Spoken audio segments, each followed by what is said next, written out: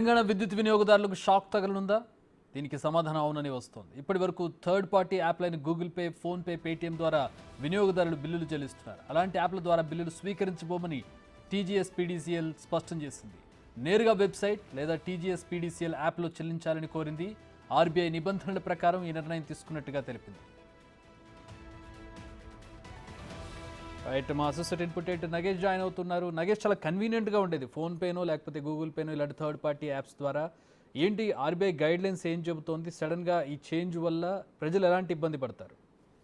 ఖచ్చితంగా ప్రజలు చాలా వరకు ఇబ్బంది పడే అవకాశం కనిపిస్తుంది. ఆల్ ఆఫ్ సైడ్ అయినా మరి ఆర్బీఐ ఆదేశాలు అయితే జారీ చేసింది. పీడీసీఎల్ అయితే కాసేపటి క్రితం, ఒక గంట క్రితం తన ఎక్స్ ఖాతాలో బిల్లులు కేవలం టీజీఎస్, పీడీసీఎల్ లేదా మొబైల్ యాప్ ద్వారా చెల్లించాలని చెప్పింది. మన ఆర్బీఐ కూడా క్లియరెన్స్ కూడా మరి దీనికైతే ఇవ్వని పరిస్థితి. ఎందుకు ఆ ఫోన్ పే కానీ, పేటిఎం కానీ, గూగుల్ పే కానీ వాటి ద్వారా ఎందుకు చెల్లించకూడదనే క్లారిటీ మాత్రం ఇప్పటివరకు అయితే ఇవ్వలేదు. కానీ సామాన్యులు కూడా ఆ ఫోన్ పే, గూగుల్ పే ద్వారా చేయడంలో ఈజీగా బిల్లులు చెల్లించే అవకాశం ఉండేది. ఎందుకంటే ప్రతిసారి కూడా ఈ మధ్య డబ్బుల చెల్లింపు ఆ జేబు నుండి ఇచ్చే ఒరబడి తగ్గిపోయిందని చెప్పొచ్చు. ప్రతి చోట నోట్లు చెల్లించకుండా ప్రతి చోట, అంటే ఎక్కడికి వెళ్ళినా కూడా ఫోన్ పే, గూగుల్ పే ద్వారానే ప్రజలు వాటి అవసరాల కోసం సరుకులు కానీ, మిగతా వ్యవహారాలు కానీ నడుపుతున్నారు. ఈ క్రమంలోనే ఈ కరెంటు బిల్లులు కావచ్చు, మిగతా బిల్లులను కూడా ఫోన్ పే ద్వారానే చెల్లింపులు చేస్తున్నారు.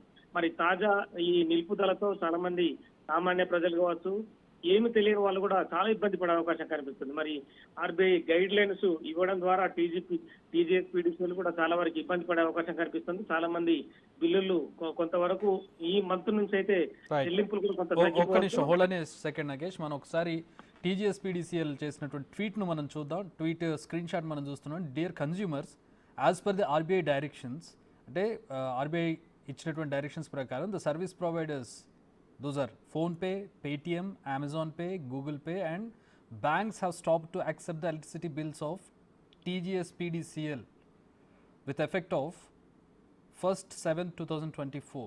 Hence, all the consumers are requested to make the monthly current bill payments through TGS PDCL website or TGS PDCL mobile app. So ఇక్కడ మనం చూస్తూ ఉన్నాం PhonePe, Paytm, Amazon pay, Google, ఇతర ఏ థర్డ్ పార్టీ యాప్స్ అయినా కూడా banks have stop to accept the electricity bills. ఏదైతే bank account ఉంటుందో, electricity bill మనం పే చేసేటటువంటి బ్యాంక్ అకౌంట్స్ ఉంటాయి, అవి ఈ థర్డ్ పార్టీ యాప్స్ నుంచి రిసీవ్ చేసుకోవడం ఆర్బీఐ గైడ్ లైన్స్ ప్రకారం ఆపేశాయి. అందుకని మీరు వెబ్సైట్ లేదా టీజీఎస్ పీడీసీఎల్ మొబైల్ యాప్ ద్వారా పే చేయాలని చెప్తున్నారు. ఇక్కడ సమస్య బ్యాంక్స్ తోటి కనపడుతుంది. ఆర్బీఐ ఇచ్చినటువంటి గైడ్ లైన్స్ ప్రకారం బ్యాంకులు ఫోన్పే, గూగుల్ పే నుంచి చేసేటటువంటి పేమెంట్స్ను యాక్సెప్ట్ చేయడం లేదు, అవి అంగీకరించడం లేదు. కాబట్టి మీరు టీజీఎస్ పీడీసీఎల్ వెబ్సైట్ లేదా TGS PDCL mobile app download చేసుకుని మీరు పేమెంట్స్ చేయాల్సి ఉంటుందని చెప్పి టీజీఎస్ పీడీసీఎల్ ట్వీట్ చేసింది. ఇక్కడ టీజీఎస్ పీడీసీఎల్కి ఏ అభ్యంతరం లేదు పే చేయడానికి. అలాగే థర్డ్ పార్టీ యాప్స్ కూడా, గూగుల్ పే, వాటికి కూడా ప్రాబ్లం లేదు. ఎటు వచ్చి సమస్య ఆర్బీఐ గైడ్లైన్స్ వల్ల మధ్యలో ఉండేటటువంటి బ్యాంక్స్ అకౌంట్స్ ఏవైతే ఉంటాయో, మీరు ఏ బ్యాంక్ అకౌంట్కి థర్డ్ పార్టీ ద్వారా పే చేస్తున్నారు, టీజీఎస్ పీడీసీఎల్కైనా దేనికైనా ఒక బ్యాంక్ అకౌంట్ ఉంటుంది. ఆ బ్యాంక్ అకౌంట్కి మీరు బిల్ పే చేస్తే డబ్బులు వెళ్ళి బ్యాంకులో పడుతూ ఉంటాయి. సో ఆ బ్యాంక్ అకౌంట్స్ ఏవైతే ఉన్నాయో ఆ బ్యాంక్స్ ఆర్బీఐ గైడ్లైన్స్ ప్రకారం ఈ third party PhonePe, Amazon pay, Google pay లాంటి వాటి నుంచి డబ్బును యాక్సెప్ట్ చేయడం లేదు, ఆ పేమెంట్స్ని యాక్సెప్ట్ చేయడం లేదు. కాబట్టి మీరు పలానా వెబ్సైట్ లేదా టీజీఎస్ పీడీసీఎల్ మొబైల్ యాప్ని డౌన్లోడ్ చేసుకుని పేమెంట్ చేయాలని చెప్తున్నారు. సో అది క్లియర్గా కనపడుతుంది నగేష్ మనకి. ఇక్కడ సమస్య టీజీఎస్ పీడీసీఎల్ది కాదు, థర్డ్ పార్టీ యాప్లది కాదు, ఆర్బీఐ గైడ్లైన్స్ వల్ల బ్యాంకుల డబ్బులు యాక్సెప్ట్ చేయట్లేదు అనేది ట్వీట్ సారాంశం.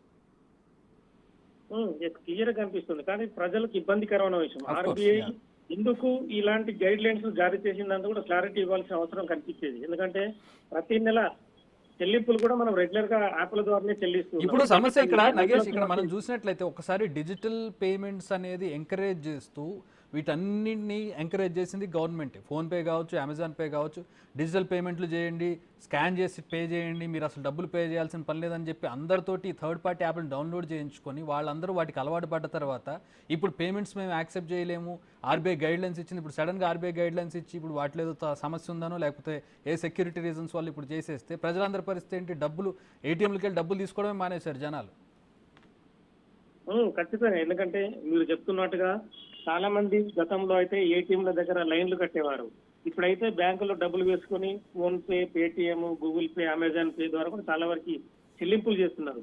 ఈ గైడ్ లైన్స్ ఏంటి, మరి మార్గదర్శకాలు ఎందుకు విడుదల చేసినట్టు, కారణాలు ఏంటి, మరి ప్రజలు ఇబ్బంది పడుతున్నది కూడా ఖచ్చితంగా కేంద్రం గమనించాల్సిన అవసరం ఉంది.